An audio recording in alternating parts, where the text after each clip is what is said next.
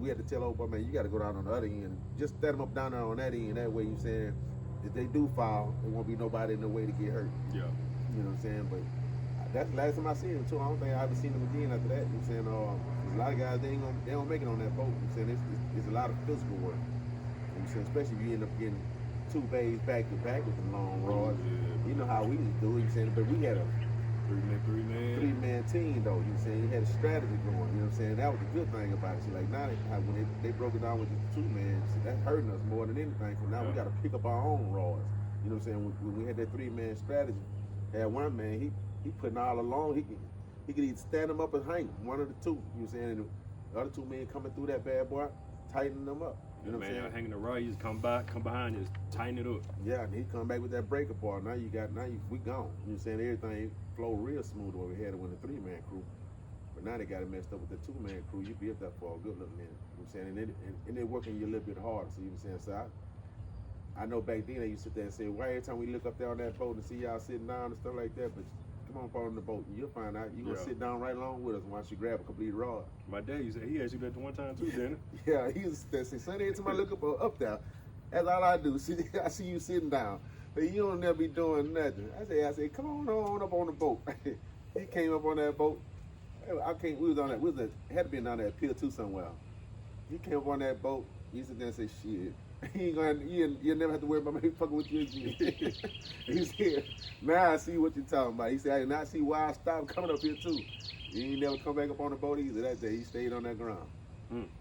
Yeah, that boat, even if you with CSA loading in the hole with papers, you know what I'm saying, blowing up bags or whatever, all the way down to the container port, you know what I'm saying, latching. You know what I'm saying, that's a hard job on the boat.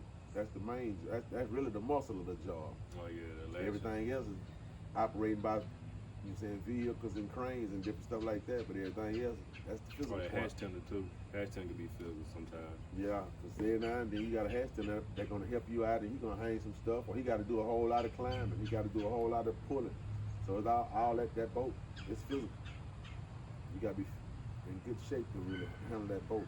Especially trying to unlock a container that's 4 or 5 high.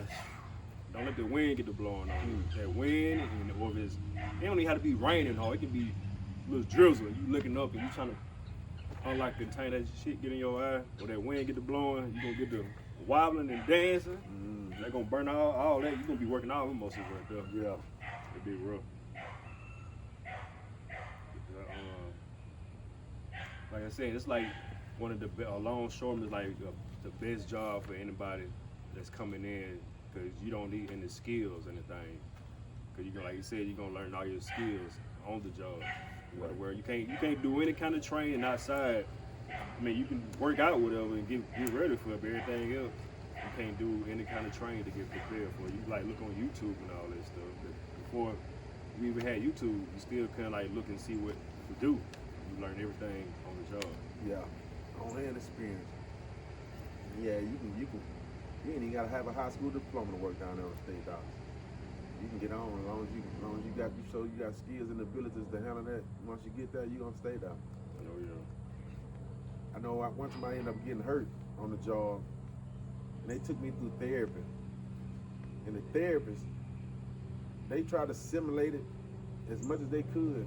And I kept on explaining to him, I said, this ain't nothing like what we do. You saying regardless, you saying he tried to have me to climb a ladder. I said, all our ladder straight up and out. Yeah. They ain't like that. I can climb it with one hand.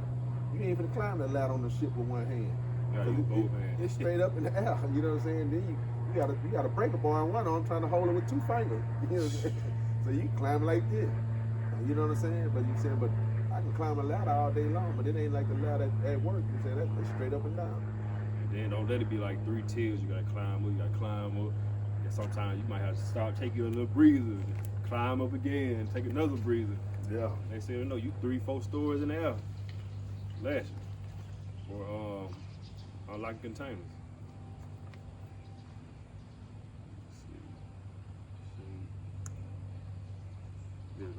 What do you think the pros and cons of being a longshoreman? Well, you ain't working every day, but it's it's possible that you can basically almost work every day. That's if you catch every local. You know what I'm saying? But how they got that kind of segregated, you can say you might end up, you could be the majority of people I see, they work warehouse and they work longshoreman, or they work the checkers and being a clerk and a longshoreman. They kind of mix them together, but